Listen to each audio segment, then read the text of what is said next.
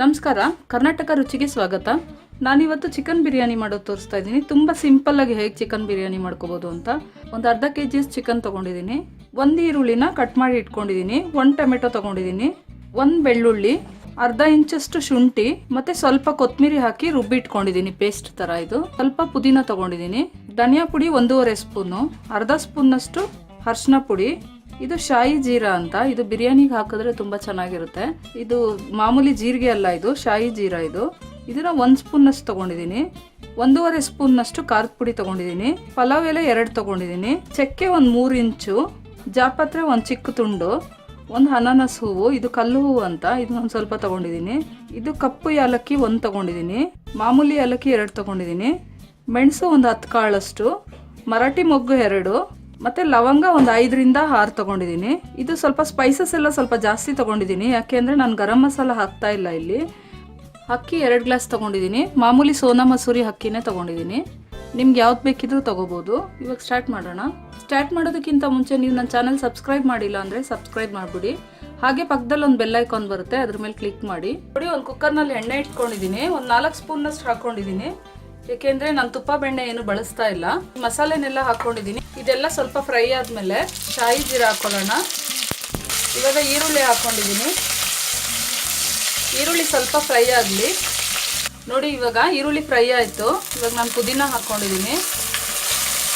ಪುದೀನ ಸ್ವಲ್ಪ ಫ್ರೈ ಆದಮೇಲೆ ನಾವು ರುಬ್ಕೊಂಡಿದ್ದು ಕೊತ್ತಂಬರಿ, ಶುಂಠಿ ಮತ್ತು ಬೆಳ್ಳುಳ್ಳಿ,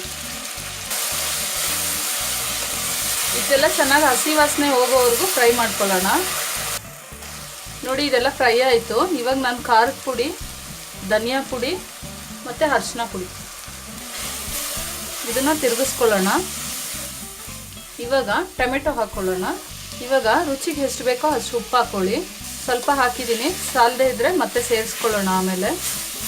ಇವಾಗ ಅದ್ರ ಜೊತೆನೇ ನಾನು ಚಿಕನ್ನ ಹಾಕ್ತಾಯಿದ್ದೀನಿ. ಇದನ್ನು ಚೆನ್ನಾಗಿ ತಿರುಗಿಸ್ಕೊಳ್ಳೋಣ. ನಾನು ಟೊಮೆಟೊ ಜೊತೆನೇ ಯಾಕೆ ಚಿಕನ್ನ ಹಾಕಿದೆ ಅಂದರೆ, ಆ ಟೊಮೆಟೊ ಫ್ರೈ ಮೆತ್ತಗಾಗೋದ್ರೊಳಗೆ ಈ ಚಿಕನ್ನು ಫ್ರೈ ಆಗಿಬಿಡುತ್ತೆ. ಇವಾಗ ಒಂದು ಪ್ಲೇಟ್ ಮುಚ್ಚಿಟ್ಬಿಡೋಣ. ನೋಡಿ, ಇವಾಗ 5 ನಿಮಿಷ ಆಗಿದೆ. ಇವಾಗ ಚಿಕನ್ ಚೆನ್ನಾಗಿ ಫ್ರೈ ಆಗಿದೆ. ಅಕ್ಕಿನ ಹಾಕೊಂಡ್ಬಿಡೋಣ. ನಾನಿಲ್ಲಿ 2 ಗ್ಲಾಸ್ಗೆ 3.5 ಗ್ಲಾಸ್ನಷ್ಟು ನೀರು ಹಾಕ್ಕೊಂಡಿದ್ದೀನಿ. ಇವಾಗ ಕೊನೆಯಲ್ಲಿ ಒಂದು ಅರ್ಧ ನಿಂಬೆಹಣ್ಣ ಹಿಂಡ್ಕೊಳ್ತಾ ಇದ್ದೀನಿ.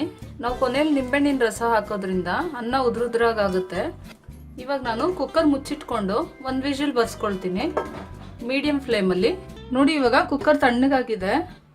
ನಾನು ಕುಕ್ಕರ್ ಓಪನ್ ಮಾಡ್ಕೊಂಡಿದ್ದೀನಿ. ನೋಡಿ, 1 ವಿಷಲ್ ಅಷ್ಟೇ ಬರ್ಸಿದ್ದು ನಾನು. ನೋಡ್ಕೊಳ್ಳಿ, ಒಂದೊಂದು ಕುಕ್ಕರಲ್ಲಿ 2 ವಿಷಲ್ ಬರ್ಸ್ಬೇಕಾಗುತ್ತೆ. ಒಂದೊಂದು ಕುಕ್ಕರಲ್ಲಿ 1 ವಿಷಲ್ ಚೆನ್ನಾಗಾಗುತ್ತೆ ರೈಸು. ನೋಡಿ, ತುಂಬ ಚೆನ್ನಾಗಿ ಉದುರುದ್ರಾಗಿ ಚೆನ್ನಾಗಾಗಿದೆ. ಇದನ್ನು ಬಿಸಿ ಇದ್ದಾಗಲೇ ತಿರುಗಿಸ್ಕೋಬಾರ್ದು. ಒಂದು 5 ನಿಮಿಷ ಇದನ್ನು ಬಿಟ್ಟು ಆಮೇಲೆ ತಿರುಗಿಸ್ಬೇಕು.